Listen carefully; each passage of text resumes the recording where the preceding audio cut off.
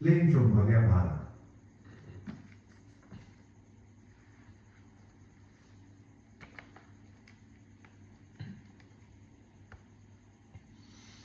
इधर इनके गुरु यादव प्रकाश को अपनी करनी पर बड़ा पश्चाताप हुआ और वे भी संन्यास लेकर श्री रामानुज की सेवा करने के लिए श्रीरंगम चले आए।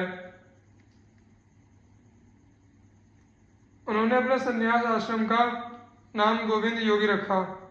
श्री रामानुज ने तिरुकोट्टियूर के महात्मा नाम्बी से अष्टाक्षर मंत्र ओम नमो नारायणाय की दीक्षा ली थी। नाम्बी ने मंत्र देते समय इनसे कहा था कि तुम इस मंत्र को गुप्त रखना, परंतु रामानुज ने सभी वर्ण के लोगों को एकत्र कर मंदिर के शिखर पर खड़े होकर सब लोगों को वह मंत्र सुना दिया। गुरु ने जब रामानुज की इस धृष्टता का हाल सुना तब वे इन पर बड़े रुष्टव्यवहार करने लगे। तुम्हें इस अपराध के बदले नरक भोगना पड़ेगा। श्री रामानुज ने इस पर बड़े विनयपूर्वक कहा कि भगवान, यदि इस महामंत्र का उच्चारण करके हजारों आदमी नरक की यंत्रणा से बच सकते हैं तो मुझे नरक भोगने में आनंद ही मिलेगा। रामानुज के इस उत्तर से गुरु का क्रोध जाता रहा। उन्होंने बड़े प्रेम से इन्हें गले लगाया और आशीर्वाद दिया। इस प्रकार रामानुज ने अपने समदर्शिता और उदारता का परिचय दिया। श्री प्रियादास जी महाराज इस घटना का एक कवित्व में वर्णन करते हुए कहते हैं, आज से सो बदन नाम सहस हजार मुख शेष अवतार जानो वही सुधि आई है। गुरु उपदेशी मंत्र कहो नीके राखो अंतर जपत ही श्यामजू ने मूर्ति दिखाई है। करुणा निधान कही सब भगवान पावे चढ़ी दरवाजे सु पुकारे धुनि छाई है। सुनी सीखे लियो यो 72 ही सिद्ध भय नए भक्ति चोज यह रीति लय के गाई है। यद्यपि श्री रामानुजाचार्य जी उदार और समदर्शी प्रकृति के थे, परंतु आचार विचार के आप बहुत ही पक्के थे और उसमें जरा सी भी ढिलाई पसंद नहीं करते थे। एक बार आप श्री जगन्नाथ स्वामी का दर्शन करने जगन्नाथपुरी गए। वहां उन्होंने देखा कि पंडे पुजारी आचार भ्रष्ट हैं। इससे उन्हें बहुत दुख हुआ। इस समस्या के समाधान के लिए वे वहां के राजा से मिले और उनका ध्यान पुजारियों की आचारहीनता की ओर आकृष्ट कराया। राजा की सहमति से उन्होंने सभी पंडित पुजारियों को हटाकर अपने 1000 शिष्यों को भगवान श्री जगन्नाथ स्वामी की सेवा पूजा सौंप दी। इधर पंडित पुजारी सेवा पूजा से हटा दिए जाने के कारण वृत्तिहीन हो गए। वे बेचारे मंदिर के पीछे बैठकर रोने बिलखने और महाप्रभु से क्षमा प्रार्थना करने लगे। प्रभु तो परम करुणामय है ही, उनसे पंडित पुजारियों का दुख न देखा गया।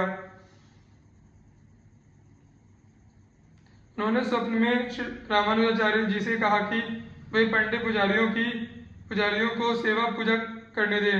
इस पर रामानुज जी ने कहा कि वे मंदिर में वेद विरुद्ध शूद्रवत आचरण करते हैं, अतः मैं उन्हें मंदिर में प्रवेश ही नहीं करने दूंगा।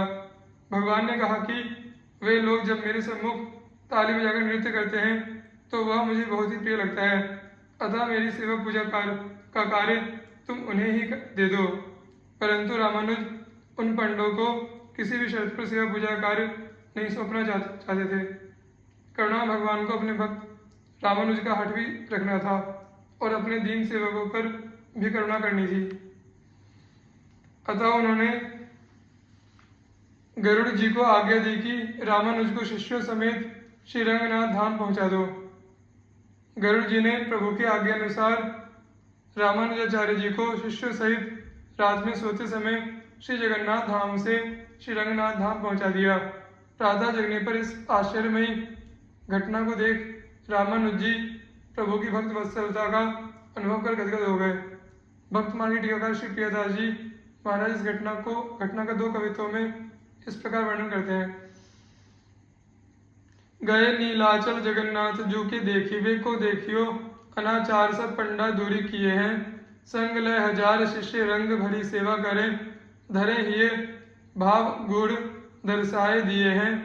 बोले प्रभु वेई आवे करे अंगीकार मैं तो प्यार ही को लेत कभू अवगुण न लिए हैं।